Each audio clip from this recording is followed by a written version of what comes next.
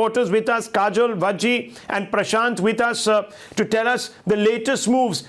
Big decisions have been taken over the last 24 hours. Kajal, Mumbai badly hit. Total cases now at 876. Containment zones all over. How are people getting on with their lives? In Delhi also the situation bad. Many more areas have been notified. Vajji with the list. Vajji, go ahead. Vajji. Yes. Well, Rahul, I've been taking care of Noida, and the situation in Noida today has been completely different because we've had 22 containment zones, and these zones specifically will be looking after those areas which are serious as of now. So people from that area will not be stepping out. The government over here has arranged 35 vehicles which will be supplying food to these places. So today the assessment has been done. They have taken stock of the situation, and there have been some flaws also today. Some houses have not got food, but from tomorrow onwards, from the assessment that has been done today, there will be a 100% streamline of these places. Right now the government has also released a list of medical shops that will be open in Noida, and these medical shops will supply to those 22 hotspots. The numbers have been given, and it will be on our screens very soon. So these are the places, these are the efforts that have been done. One thing for the viewers that they have to understand is that today we are fighting a virus that is not in our hands. So it is very important for them to stay at home, and especially in these lockdown places where the government have specifically put police officers, medical staff, and have advised them not to come out. A number of helplines have been a number of helplines have been issued where people can call if they're running short of essential supplies. Prashant, is that also what you're learning? Well, that's right, Rahul. If you talk about Delhi, if you talk about the NCR, things are pretty much solved right here, because you see, the Delhi government, if you talk about Delhi government specifically, they have been at the doorstep delivery for quite some time now. Delhi government's one of the most innovative plans was to deliver essential services at the doorstep, and they've been doing it for quite some time now.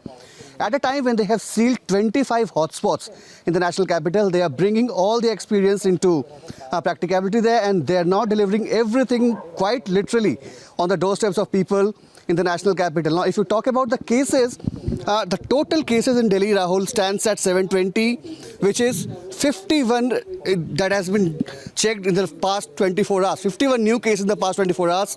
And very importantly, there was a demand from the Minority Commission, Rahul, that the Marcus column should be taken off. But the Delhi government has not paid any heed to that.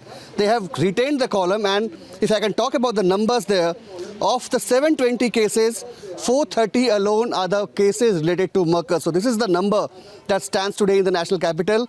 And ceilings have been done, locations mapped, more and more areas have been discovered. Really skewed the picture in the capital. Yes. I'll just come out back to you. Kajal also joins us from Mumbai. In Mumbai, Kajal, we've had to report a story of major conflict of interest and VVIPs getting a free run.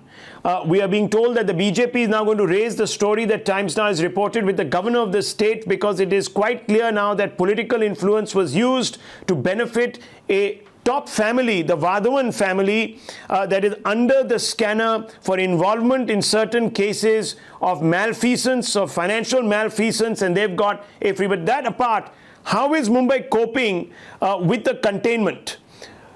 Any complaints coming in? Of course, there are complaints because in the containment zones, the food and vegetable supply and ration supplies are not consistent, and in some places they are just not there. And the authorities have, while they promise that there will be home delivery of food supplies, it has actually led to more panic buying. For example, two wards today declared certain roads on their jurisdiction to not have shops open from tomorrow onwards. It actually led to panic buying because people do not trust the fact that the government will actually home deliver those fruits and vegetables and rations as promised. So it has actually led to more violations of social distancing today. And in this scenario, we still see VVIPs actually taking a 7-hour-long drive for a picnic. Well, shocking. And obviously, we would like the end-to-end communication lines to open. So we need to have home delivery ensured if these super lockdowns, as they are being called, are to actually deliver results. Without good administration, this will fail. So people, if they are being told to stay indoors, then the state has to come to them and ensure that they get the essentials. This is very critical. That delivery system has to work perfectly for India to turn the tide against coronavirus, viewers. We need to move on very quickly to another big story. It appears that India is fast emerging. At least its corona diplomacy is pushing it towards playing an anchor role, a sheet anchor role in the post-corona world. Yes, the diplomacy that we have been able to undertake, the aid diplomacy, has won us many plaudits.